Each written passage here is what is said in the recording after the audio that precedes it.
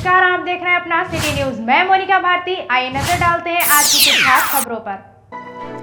आज उत्तरायणी जन कल्याण समिति बरेली के तत्वाधान में विश्व शांति एवं कोरोना मुक्ति के लिए पुरोहित हरीश डालाकोटी जी के साथ अध्यक्ष श्री पीसी पाठक, महामंत्री श्री भुवन पांडे, मीडिया प्रभारी रमेश शर्मा, तारा जोशी, डीडी बेलवान, आनंद सिंह भंडारी, भवानी जोशी, उमेश तिवारी, भूपाल सिंह, विष्णु विपिन वर्मा जी के साथ हवन पूजन किया गया। तत्पश्चात सामूहिक खिचड़ी भोज का आयोजन नेहरू युवा केंद्र में किया गया, जिसके मुख्य अतिथि माननीय सांसद श्री संतोष गंगवार, मेयर श्री उमेश गौतम जी, विधायक अरुण जी, भाजपा जिला अध्यक्ष के.एम. अरोड़ा, गुलशन आनंद जी, भगवत शरण गंगवार, श्रीमती सुप्रिया एरन जी आदि रहे। खिचड़ी भोज वितरण में देवेंद्र जोशी, रमेश पांडे, कमलकांत बलवान जी, भवानी दत्त जोशी, रमेश शर्मा, तारा जोशी, दिनेश पंथ जी, पदम अध्यक्ष पीसी पाठक, महामंत्री भुवन पांडे, विपिन वर्मा, आनंद सिंह भंडारी, डॉक्टर मनोज कटपाल, रमा पाठक एवं दुर्गा जोशी का विशेष सहयोग रहा और आगे भी समिति भविष्य में जन कल्याण कार्य में अहम भूमिका निभाएगी। वन स्टॉप सेंटर बरेली द्वारा ट्रांसजेंडर के साथ वन स्टॉप सेंटर बरेली जागरूकता कार्यक्रम का आयोजन किया गया। मिशन शक्ति अभियान के अंतर्गत नीता आहिरवार, उप निर्देशक महिला कल्याण, जिला प्रवेशन अधिकारी Bareilly, one stop centre Bareilly द्वारा ट्रांसजेंडर के साथ वन स्टॉप सेंटर बरेली में जागरूकता कार्यक्रम का आयोजन किया गया, जिसमें नीता आहिरवार, उप निर्देशक महिला कल्याण, जिला प्रवेशन अधिकारी बरेली द्वारा मिशन शक्ति अभियान के अंतर्गत जनवरी माह की थीम कन्या भ्रूण हत्या पीसी-पीएनडीटी अधिनियम के प्रभावी क्रियान्वयन हेतु लिंग चयन, लिंग जांच अधिनियम के अंतर्गत दंड दिए जाने के प्रावधान, घटते हुए लिंग अनुपात एवं शिशु लिंगानुपात के संबंध में जानकारी दी गई। ट्रांसजेंडर प्रतिनिधि सरोज रवीना एवं रेखा के द्वारा बताया गया। घर घर जाकर बेटी बचाओ बेटी पढ़ाओ के संदेश दिए गए। महिलाओं एवं बालिकाओं से संबंधित हिंसा अपराध करने वालों की पहचान उजागर करने एवं महिला हेल्पलाइन नंबरों की जानकारी दी गई। साथ ही महिलाओं एवं बालिकाओं के साथ सुरक्षा हेतु कंधा से कंधा मिलाकर सहयोग करेंगी। कन्या सुरक्षा विकास समिति की अध्यक्ष सरोज किन्नर, जिला बरेली से। जो भी होगा कन्याओं के लिए हम लोग सोचती हूँ और आगे बढ़ाने के लिए और बढ़ाऊँगी। जो भी है मैडम की मदद भी लिए, इससे हम लोग आगे बढ़ेंगे। देखिए, सबसे पहले तो हमारा प्रोसेस यही रहता है कि किसी घर में खुशी हो तो हम जाएं। हमारे लिए ये मैटर नहीं करता कि बेटी है कि बेटा है। मेन थिंग इज़ वो संतान रतन है तो हम जाते हैं। सो हमारे थ्रू तो कोई भी डिफरेंस नहीं रहता। बट जैसे हम लोकेलिटी में जाते हैं, लोगों के व्यूज़ देखते हैं, लोगों के अंडरस्टैंडिंग्स देखते हैं, तो कई बार अपने में फील करते हैं we are much better than this persons, कि ये लोग समाज में रह के भी एक बेटी शब्द को तिरस्कार के रूप में समझते हैं। बट हमारे लिए क्या है, मैं माननीय सरोज गुरु जी की चेला हूँ, जिनकी ये कन्या सुरक्षा समिति चलती है, और मुझे खुशी हो रही है कहते हुए कि काफ़ी निर्धन कन्याओं के लिए स्टडी के रूप में ले लीजिए, और क्या कहते हैं कोई इस तरह का मिसबिहेव होता है उसके रिलेटेड समझ लीजिए। We are taking action against this crimes. अभी हमको यह भी अच्छा लगता है कि अभी जो लॉकडाउन चला है हमारा 3 से 4 मंथ्स कंटिन्यूसली कम्युनिटी किचन हम लोग का चला है, जिसमें 900-1000 पर्सन्स को डेली खाना डिस्ट्रीब्यूट करना माननीय एसडीएम सदर जी के अंडर में हम लोग ने करा है ये सब। तो देखिए, हम लोग एक समाज से अलग होके बेटा बेटी के वैल्यूशन समझते हैं, बट हमारा समाज देख के भी अनदेखा करता है। तो हम लोग ये जागरूक करना चाहेंगे। देखिए, हम लोग एक घर में जाते हैं, 10 घर की लेडीज़ भी आती हैं, उनके सुख दुख की बातें होती हैं। आज मैं मैडम जी की बहुत बहुत आभारी हूँ। मुझे बोला काफ़ी दिन से हम लोग चाह रहे थे मिलना, लेकिन हमारे गुरु जी क्योंकि कभी किन्नर सम्मेलन, कभी कुछ 10 फॉर्मेलिटीज़ रहती है, हम नहीं आ पाए। Today I am feeling so pleasure कि मैं मैडम जी के साथ हूँ। आगे इनकी जो भी हेल्पलाइन नंबर है वो हम स्प्रेड करेंगे उन लोगों में जो शायद करना चाहते हैं एक्शन, बट वो एक सही प्रोसेस नहीं जानते कि हम कैसे एक्शन लें इनके खिलाफ। शायद इससे रिलेटेड या उनके संज्ञान में है कि कन्या हत्या एक मतलब मर्डर, जस्ट लाइक मर्डर है, उनके दिल में वो हो। अगर उसके बावजूद एक कन्या भी हमने बचा ली तो हम सोचेंगे हमारी जिंदगी सफल हो गई। जैसा कि आप देख रहे हैं कि आज वन स्टॉप सेंटर बरेली में महिला कल्याण विभाग मेरी ओर से सभी मेरी किन्नर सखियों को यहाँ पे आमंत्रित किया गया है और ये एक पहल इसलिए है कि ये समाज के वो अंग हैं जो बहुत गहराई से जुड़े हुए हैं और जहाँ तक हम और आप नहीं पहुँच पाते हैं वहाँ तक आपकी पहुँच है। और जो मिशन शक्ति हो या बेटी बचाओ बेटी पढ़ाओ का उद्देश्य है वो आप लोगों के सहयोग के बिना पूरा होते हमको नहीं दिख रहा था।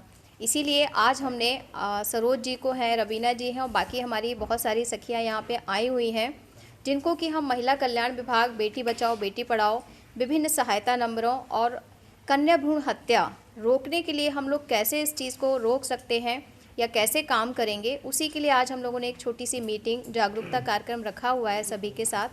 और बहुत सारी बातें इसमें निकल के भी आ रही हैं, आप लोगों के सजेशन हैं, मेरी भी जो कल्याणकारी योजनाएं विभाग की हैं वो हम शेयर कर रहे हैं। और फिर आई होप सो ये नए साल में एक नया प्रोग्राम है, एक नया कैलेंडर हम लोगों ने एक दूसरे को दे करके नया वर्ष प्रारंभ किया है कार्यक्रम का। तो मुझे बहुत खुशी है कि जिनसे कभी मिल नहीं पाते थे आज उनसे बैठ के हम बात कर पा रहे हैं और काफ़ी अच्छा काम आप लोग कर भी रहे हैं। ऐसा नहीं है कि बिल्कुल अनजान है इन सब चीज़ों से। सरोज जी हैं, रवीना जी हैं, बहुत ज़्यादा जागरूक हैं। तो मुझे लग रहा है कि इनसे जुड़ के मेरे विभाग को और समाज को बहुत अच्छा संदेश और एक मुकाम मिलेगा। बरेली में पुलिस और बदमाशों के बीच हुई मुठभेड़ के दौरान एक बदमाश को पुलिस ने गिरफ्तार किया है। पुलिस ने जिस बदमाश को गिरफ्तार किया है उस पर चोरी और पुलिस पर हमले के 19 मुकदमे दर्ज हैं। जिला अस्पताल में भर्ती यही वो हिस्ट्री सीटर मनोज कश्यप है जिसे पुलिस ने मुठभेड़ के दौरान गिरफ्तार किया है। एसएसपी रोहित सिंह सचवाण ने बताया है कि सुभाष नगर पुलिस रात में गश्त कर रही थी कि इस दौरान सिटी शमशान भूमि के पास बाइक सवार 2 बदमाशों को लूट की योजना बनाते हुए पुलिस ने देखा।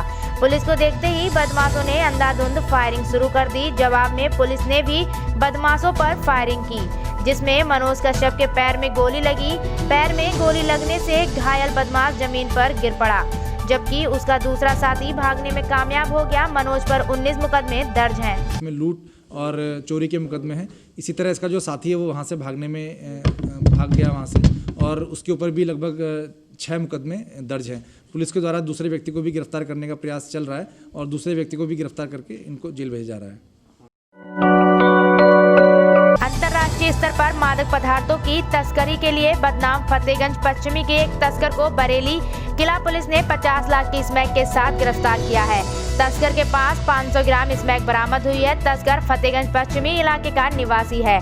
किला पुलिस की गिरफ्त में खड़ा यह तस्कर नाजिम है जिसे पुलिस ने रेती चौराहे से 500 ग्राम स्मैक के साथ गिरफ्तार किया है।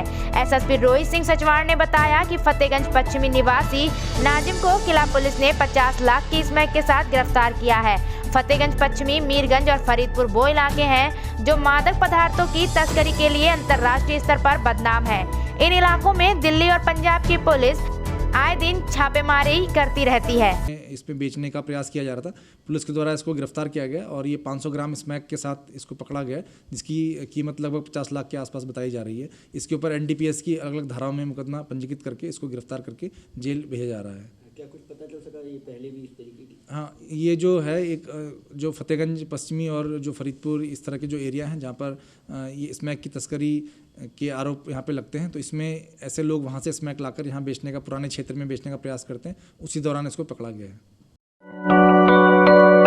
एक तरफ जहां चीन भारत को लगातार आंखें दिखा रहा है, वहीं दूसरी ओर चाइना में बने हुए मीटर भारत में फट रहे हैं। जी हां, बरेली में भी एक ऐसा मामला आज प्रकाश में आया है जहां चाइना निर्मित मीटर अचानक ब्लास्ट हो गया जिसके कारण घर के अंदर सारे इलेक्ट्रॉनिक उपकरण जलकर राख हो गए जिसकी चपेट में आकर एक बच्चा जख्मी हो गया।